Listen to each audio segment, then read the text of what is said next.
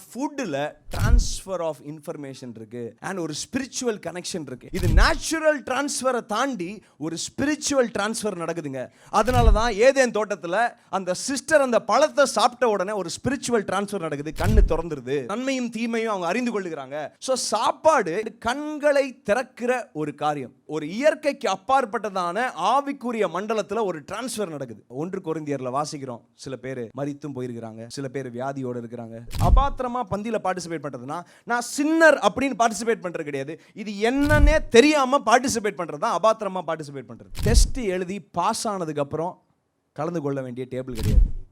உங்களை பாஸ் ஆக்குற டேபிளே தான், நம்மளை தகுதிப்படுத்துகிற டேபிளே தாங்க. நிறைய பேர் இதனால தான் மரித்து போயிருக்கிறாங்கன்னு 1 கொரிந்தியர் 11ஆம் அதிகாரத்தில் வாசிக்கிறோம். நிறைய பேர் வியாதியோட, நிறைய பேர் கண்ணீரோட, நிறைய பேர் கஷ்டங்களோட, நிறைய பேர் மரித்தும் போயிருக்கிறாங்க.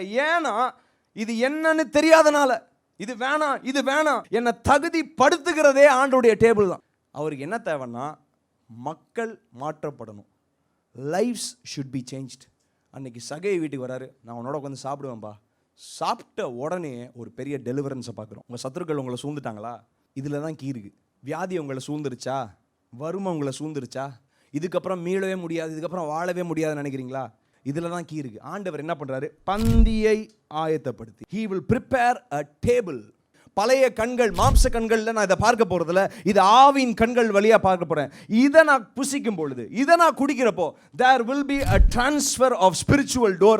ஒரு ஆவிக்குரிய கதவு எனக்காக திறக்கும். இந்த ஆவிக்குரிய கதவு எது வழியா? பந்தி வழியாக அது திறக்கப்படும்.